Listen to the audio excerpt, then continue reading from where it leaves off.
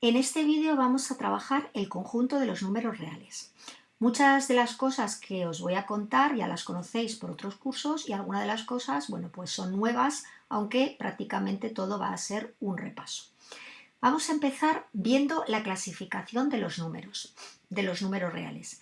Es una clasificación que os han contado muchas veces, ya desde primero de la ESO, segundo de la ESO, tercero de la ESO, cuarto de la ESO, pero yo creo que no viene mal repasarla, aunque sea rápidamente. El primer conjunto con el que nos encontramos cuando empezamos a estudiar matemáticas, el más sencillo, es el conjunto de los números naturales, que dicho de una manera muy tonta sería como decir el conjunto formado por aquellos números con los que podríamos contar con los dedos. Sería 0, 1, 2, 3, así hasta el infinito. ¿Qué ocurre? Que cuando yo hago la operación resta, si sumo no tengo problemas, pero si hago la operación resta, puede ser que yo al restar 1 menos 3 me encuentre que no puedo hacer esa operación porque el resultado no es un número natural. Entonces aparecen los números enteros para poder hacer esa operación que en algunos casos no puedo hacer. Los números naturales evidentemente están incluidos dentro de los números enteros y los números enteros serían los naturales y además los negativos. Ahora sí que si yo hago 1 menos 3 me da menos 2, que es un elemento que está dentro del conjunto. ¿Qué ocurre cuando yo intento dividir? Pues si hago 6 entre 3 no hay problema, 6 entre 3 me daría 2, que es un número del conjunto, pero si hago, por ejemplo, 6 entre 5, me encuentro que el resultado vuelve a no estar dentro del conjunto de los números enteros. Es decir, tengo que ampliar ese conjunto para poder definir la operación cociente de una manera natural. Y me aparece el conjunto de los racionales, el conjunto de los cocientes de dos números enteros, que es la definición. A pertenece a Z y B perteneciente a Z, siempre y cuando B sea distinto de 0, porque sabemos que no está definida la división entre 0. ¿Qué ocurre con este conjunto? Bueno, pues este conjunto de los racionales, ya digo, incluye a los anteriores, porque si yo tengo 6 entre 3 me da 2, que es un número natural, el cociente me puede dar un número negativo entero, pero me puede dar un número decimal. Entonces, los números decimales los clasificábamos en varios tipos. Dentro de los números decimales, digamos que habría tres grandes tipos de números decimales. Los números decimales exactos, los números decimales periódicos puros, los números decimales periódicos mixtos y luego nos queda otro grupo de números decimales que no son racionales, que ya veremos lo que son. Es decir, que esta división, cuando yo hago el cociente de un número racional entre dos números enteros, me puede dar un número decimal, pero de los tres primeros tipos que tenemos aquí escritos. O bien el decimal exacto, que es el que se le cortan en un momento dado las cifras decimales, el que tiene infinitas cifras, pero que se repiten, se pueden repetir de forma periódico pura, que no sería este caso. Periódico puro es cuando, por ejemplo, 7,3333, es decir, desde el puntito o desde la coma se me empieza a repetir, se me empieza el patrón. O decimal periódico mixto, que es cuando yo tengo un patrón, en este caso el patrón sería el 25, que se repite, pero tengo dos cifras entre la coma y el comienzo del periodo que no se repiten. Es decir, que el cociente de dos números enteros, para que sea un número racional, cuando me da decimal, tiene que ser de estos tipos. Entonces se nos están escapando otro tipo de números decimales que no son racionales. Y esos son los números que llamamos irracionales. Y dentro de los números irracionales hay infinitos, y no solo hay infinitos, sino que hay más hay más irracionales que racionales. Los más importantes pues serían las raíces cuadradas de los números que no son exactas, y luego hay una serie de números que por sus características son muy importantes y les ponemos nombre, por ejemplo el número pi, el número e, el número phi, etc. Entonces los números irracionales son aquellos que no se pueden expresar como cociente de dos enteros, son aquellos que no son racionales, infinitas cifras no periódicas. Aquí lo vamos a ver muy fácil en este gráfico. Tendríamos los naturales, como si tuviéramos otra caja. Los naturales serían una caja que está metida dentro de los enteros, que a su vez es otra caja metida dentro de los racionales, y tenemos otra caja independiente que serían los irracionales, y estas dos cajas nos formarían los números reales. Vemos aquí que lo expresamos R es la unión, este símbolo simboliza la unión entre los irracionales y los racionales. Podéis pensar si aquí se nos acaba el conjunto de los números, pues no, hay más conjuntos y este año vamos a ver el conjunto de los números complejos. Los alumnos que vayan al bachillerato de ciencias verán los números complejos, los alumnos que vayan al bachillerato de sociales se quedarán aquí, nos quedaremos en el conjunto de los números reales. Bueno, tenéis aquí una serie de actividades, pero esto no lo vamos a hacer porque son muy fáciles, muy tontas y ya las habéis hecho en cuarto y en tercero. Bueno, vamos a seguir repasando conceptos. El concepto de la recta real, los números reales son densos. ¿Eso qué quería decir? Que entre dos números reales siempre podemos encontrar infinitos números. Eso también podéis hacerlo como ejercicio de repaso. Cómo representar la recta real, también lo recordamos, poníamos una línea horizontal. Cuanto mayor sea un número, más hacia la derecha, cuanto menor sea, más hacia la izquierda, es decir, la recta real es un conjunto ordenado. Y vamos, esto también es muy sencillo, vamos a trabajar ahora sí un concepto que nos va a salir muchísimo porque no nos va a salir solo en álgebra, sino nos va a salir también en análisis, que es el concepto de valor absoluto. El valor absoluto de un número, dicho de una manera muy sencilla, es quedarnos con el número positivo. Es decir, por ejemplo, lo que tenéis aquí, el valor absoluto de menos 32 sería 32 y el valor absoluto de 32 sería 32. ¿Qué quiero decir? Que si el número es mayor o igual que 0, si el número es positivo, me quedo como estoy, y si el número es negativo, le cambio el signo y lo convierto en positivo. Gráficamente, este sería el dibujo, la representación gráfica de la función valor absoluto, y fijaos que siempre está por encima del eje de las X. ¿Por qué? Porque siempre el dibujo, el resultado de calcular el valor absoluto va a ser un número positivo, por eso está por encima. Esto tiene muchísimas aplicaciones en física, en matemáticas, en ingeniería, etcétera. No voy a entrar porque ya nos irán saliendo poco a poco. Vamos a ver si las propiedades del valor absoluto, la no negatividad, que lo he dicho ya varias veces, valor absoluto siempre es positivo, hay una simetría que se refleja muy bien en su gráfica, el valor absoluto de un número es igual al valor absoluto de su negativo, la única forma de que el valor absoluto sea cero es que ese número sea cero, el valor absoluto de un producto es el producto de los valores absolutos, y una propiedad que este año no nos va a salir mucho, pero os va a salir en cursos, sobre todo en la facultad, que es la desigualdad triangular. Fijaos que intuitivamente es muy fácil de entender, porque si dos números son positivos, la suma de sus valores absolutos va a coincidir con el valor absoluto de la suma. 3 más 7 sería 10, y es lo mismo que el valor de 3 más el valor de 7.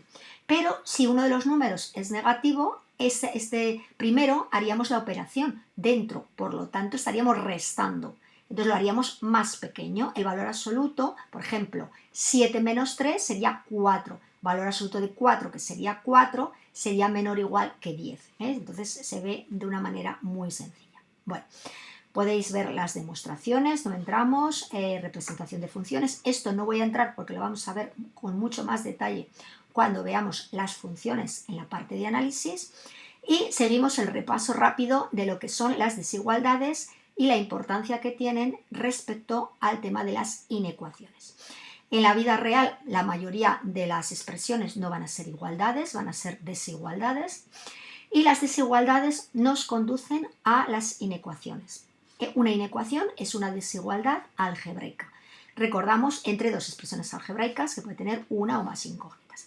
Recordamos que una ecuación era una igualdad entre dos expresiones algebraicas, por lo tanto una inecuación va a ser una desigualdad entre dos expresiones algebraicas.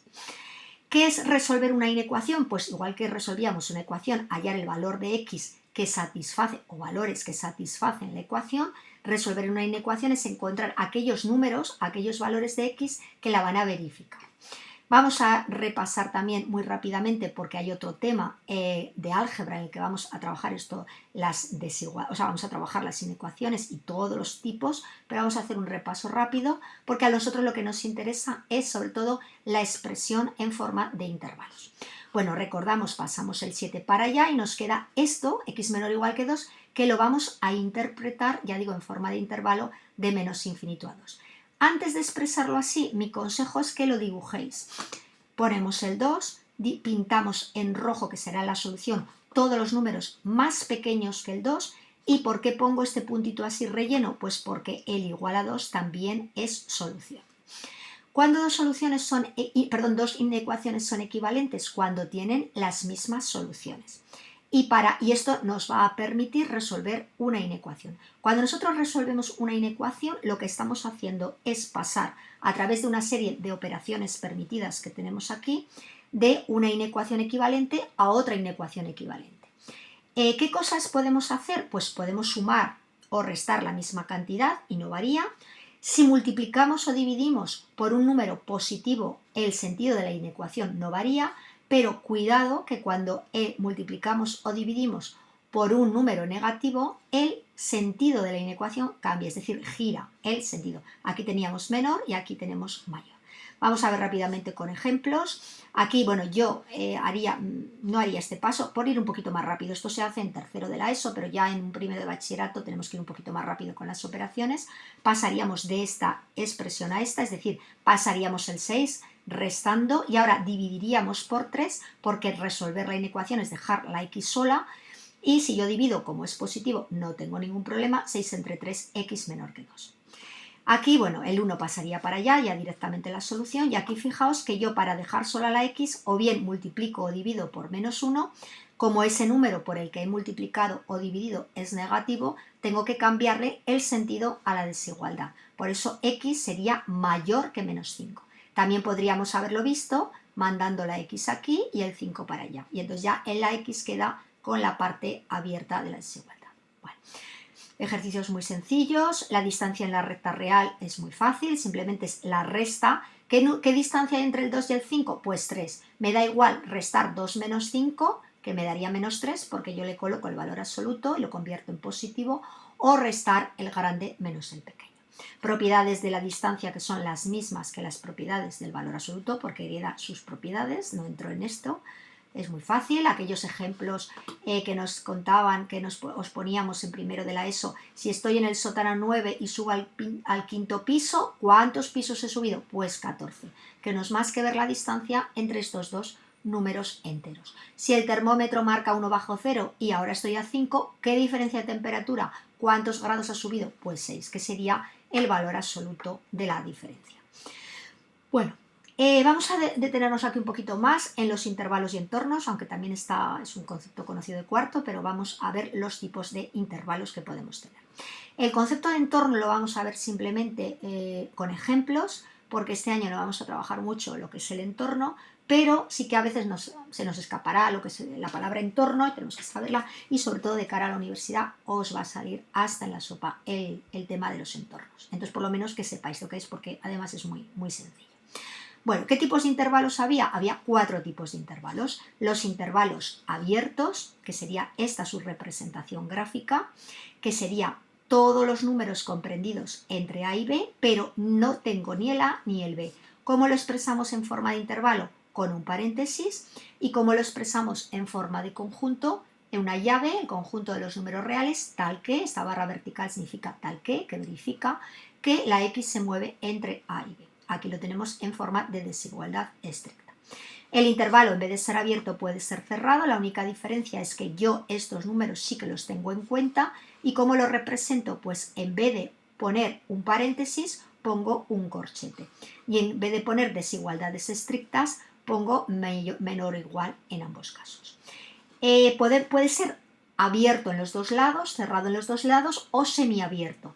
Puede ser abierto a la izquierda y cerrado a la derecha, pues sería paréntesis a la izquierda, corchete a la derecha, y desigualdad estricta donde tenga el paréntesis, desigualdad no estricta donde tenga el punto que considero. Y lo mismo al revés. Y las semirrectas reales, que recordáis que sería como un intervalo que no tiene fin. La semirrecta de los números positivos sería desde el 0 hasta el infinito, pero una semirrecta podría ser perfectamente del 5 al infinito.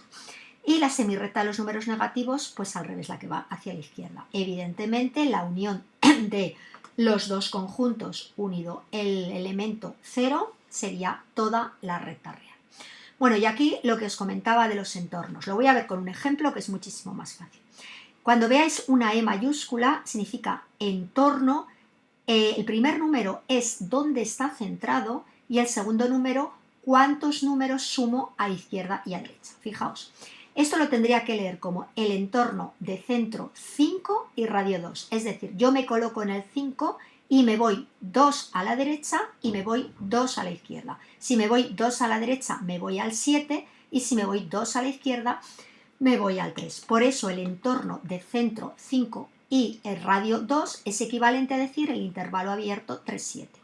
Aquí lo tenemos A menos R, A más R. Sumo esto, que es el radio, lo sumo a A, que es el centro.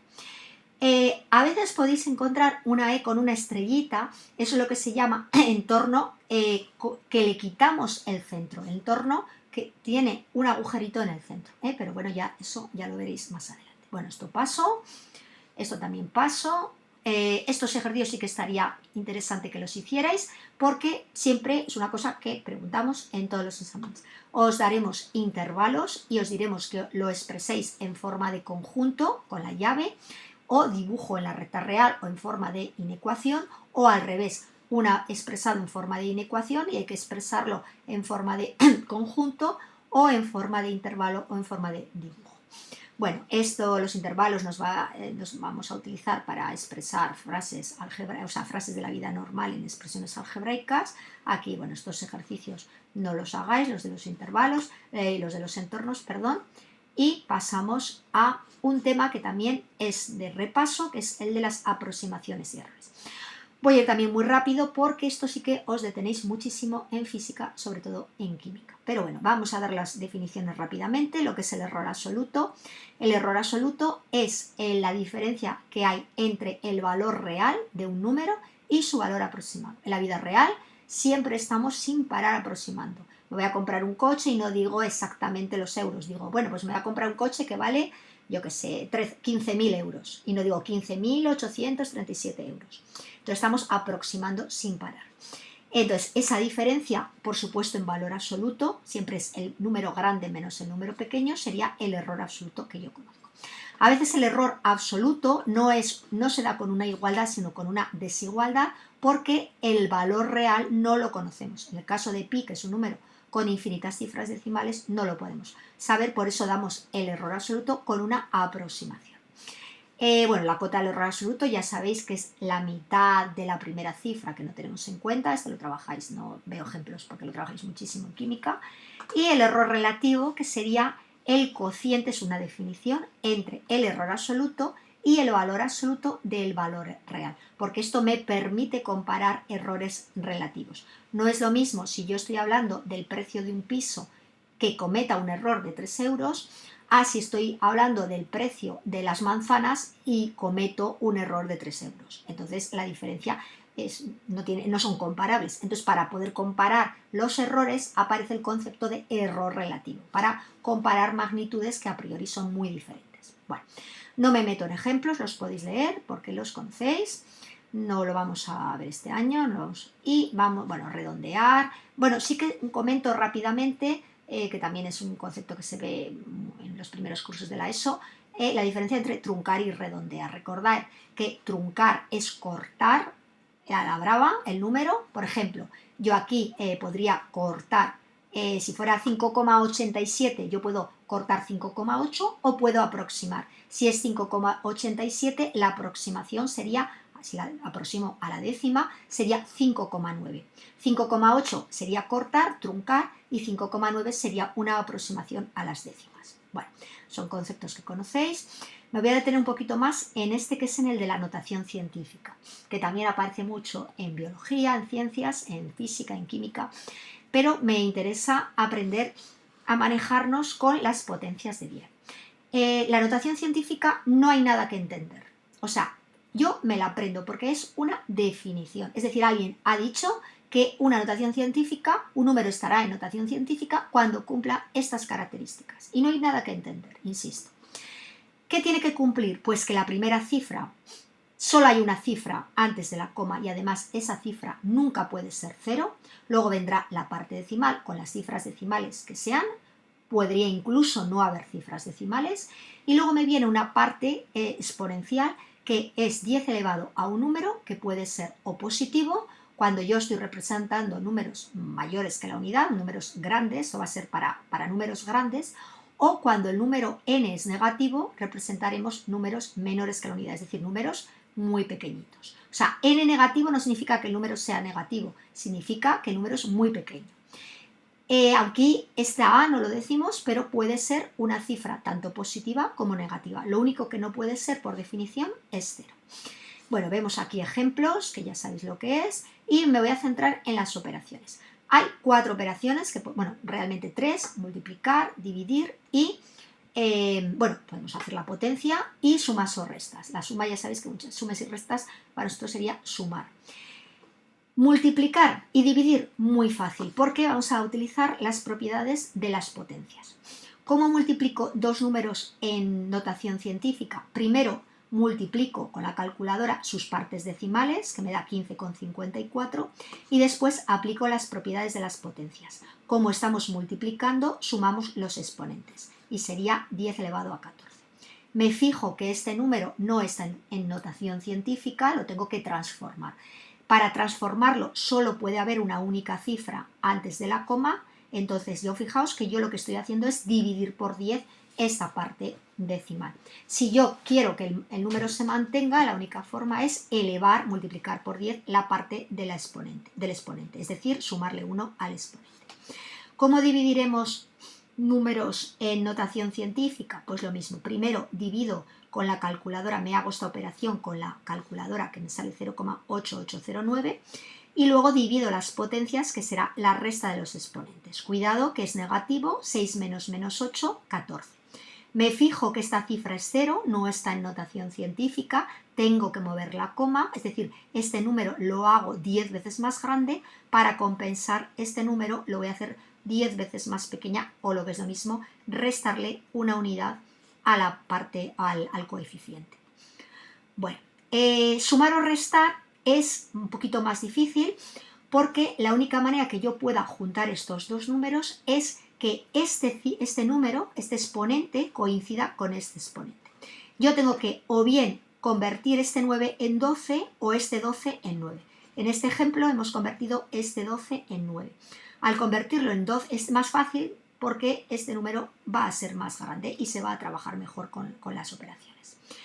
Si yo lo convierto esto en un 9, es decir, lo he dividido por 1000, lo tengo que dar como 3 saltitos, ¿no? 3 saltitos a la derecha, convertirlo 1000 veces más grande, 4200. Cuando ya los tengo equilibrados, ya sumo 4200 más 3,7 y me vuelvo a fijar que no está en notación científica. Muevo la coma, es decir, lo hago más pequeño, lo hago más grande, 3 unidades, 3 órdenes de magnitud más grandes.